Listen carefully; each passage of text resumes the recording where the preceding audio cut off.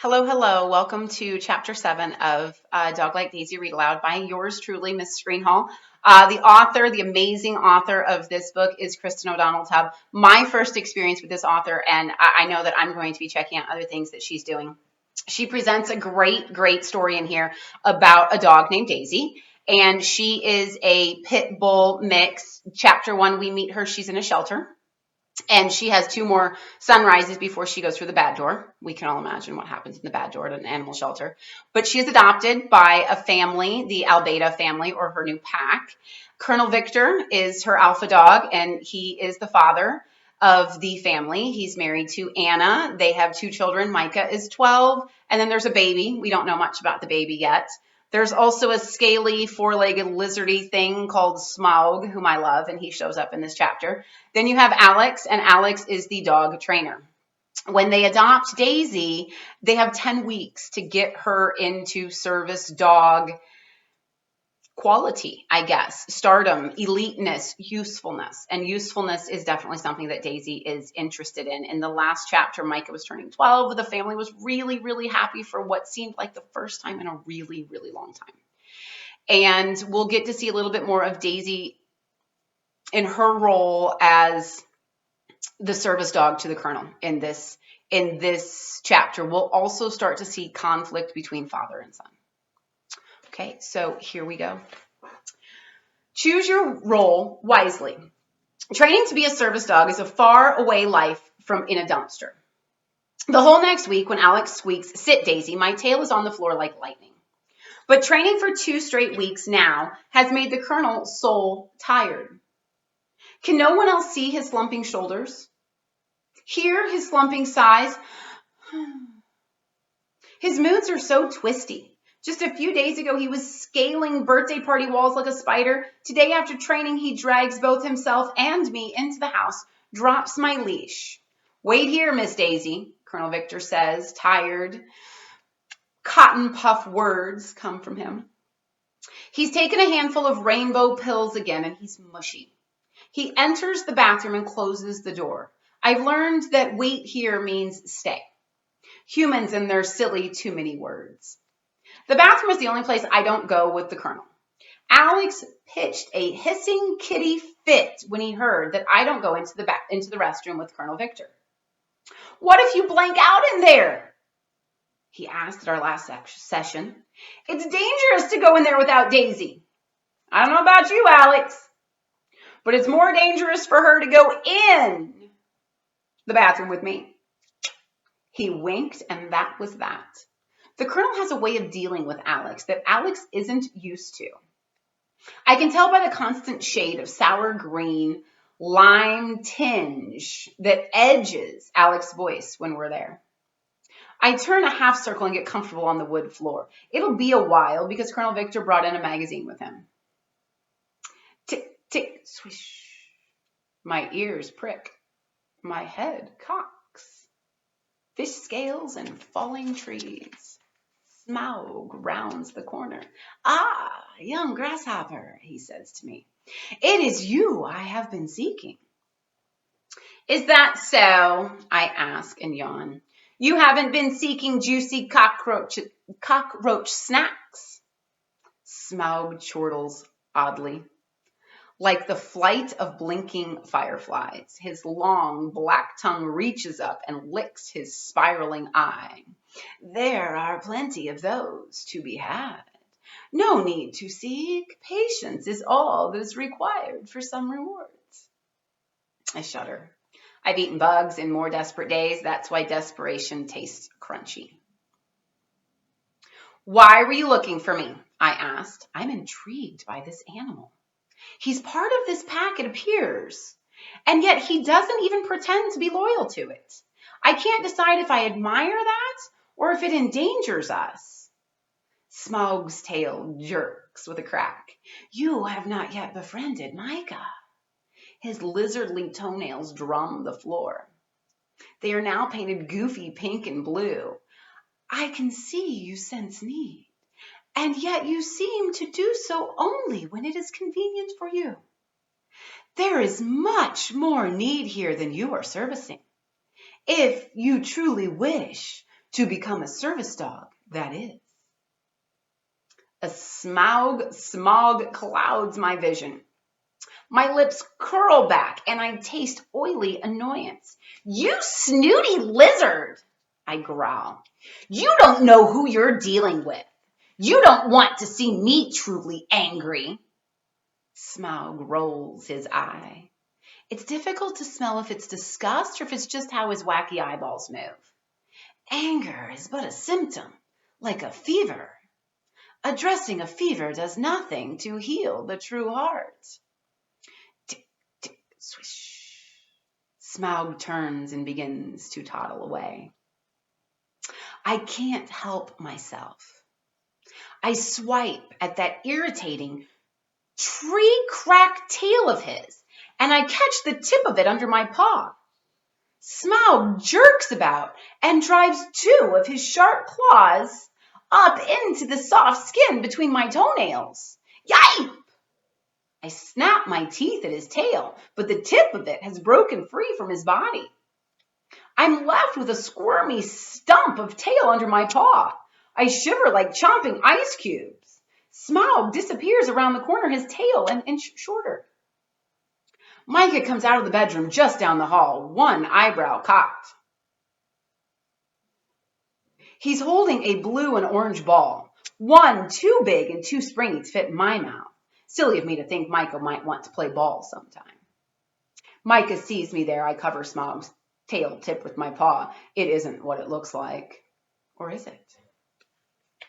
I am nervous about getting caught with a piece of Smaug under my paw. Nervousness tastes like a belly full of grass. Micah squats next to me. Poor humans.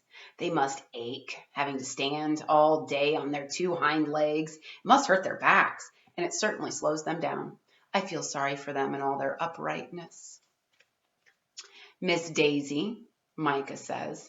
He doesn't touch me. He knows that's against the rules. Micah follows the rules. I have to admit, I like that about him. Yes? Listen. Micah clears his throat. His voice is a color that confuses me, iridescent, translucent, like snail slime. Soft, but what is it? Is it sticky? Is it wet? He leans against the wall. I need to tell you, you don't get to be my dad's best friend. He glances at the bathroom door, picks at the wires coming from the ear covers that hang around his neck. Those infernal things, he calls them headphones, but ear muzzles is what they are. You don't get to do that, he continues, his voice squishy with rainbow slime. That's my job, see? Best friend is taken by me. He jabs two thumbs at his chest. I am supremely jealous of human thumbs. I am his best friend. Understand? Even if I wanted to bark a protest, I don't think I could. I'm so surprised. Micah stands, places the ear muzzle over his head, and bounces the ball, thud, thud, thud, all the way down the hall. It's a page break. So Daisy's pretty smart, huh? She knows what happens when you're taking a magazine into the bathroom. She does. And then you've got Smaug and his tip of the tail that she took off. You've got Micah and his warning. So it'll be interesting to see what happens next, shall we? Shall we? We shall. Several minutes later, we're walking down the street, Colonel Victor and Micah dribbling his punchy, springy ball, and me sporting my paper crisp tan vest. It's the first time the Colonel has guided me out of our yard on feet. I am proud to show off my humans, even if I'm still tail-chasing confused about what Micah said. How could he be the Colonel's best friend? He doesn't even have a leash or a vest. Wait till you see this one, Dad, Micah says. Wait till you see this one kid, Dad, Micah says. He can dunk backward over his head and hang on the rim, and he's only 14. I bet you're pretty good too, Micah, Colonel says. Micah's face pulls to one side, showing his pride. I'm not bad. How'd you find this park? I can't see the colonel's eyes behind his dark sunglasses, but I can tell by the shifting shadows on his face that his eyes are moving. He's scanning for danger. Micah dribbles the ball between his legs as he walks. It's at my new school. Yeah? The colonel's voice is tight like thirst. You like it there? Micah shrugs. Just like the other 8 schools I've been to. 8, Colonel says. His voice flushes a light sunburn color. Apology. I don't know why. Yeah, so this kid, the others say he'll play in the NBA for sure. Tink.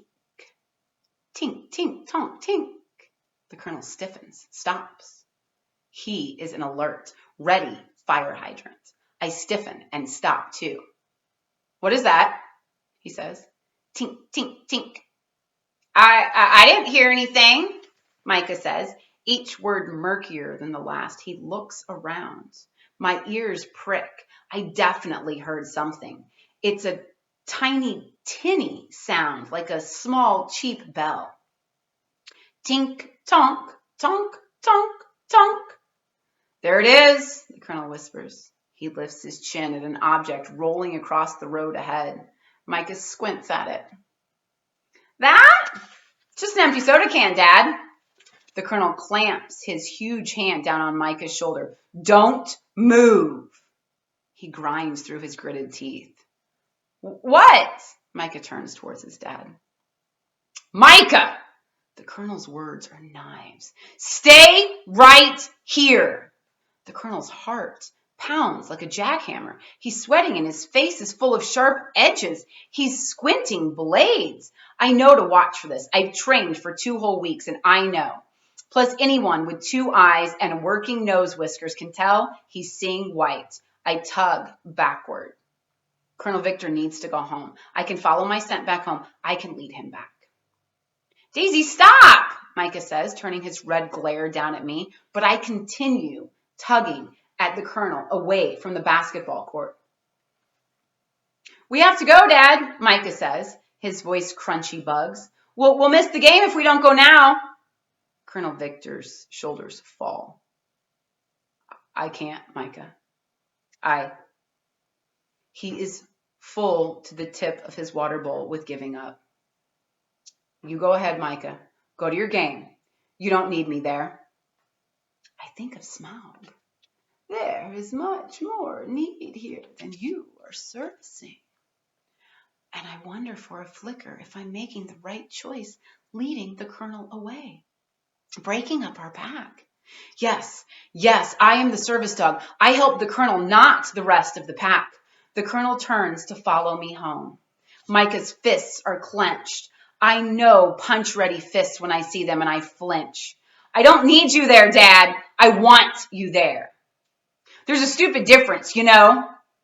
Micah's eyes narrow like the tip of an icicle. He spits his words at me. But Daisy, we don't want her at all. We need her. See the big stupid difference, Dad?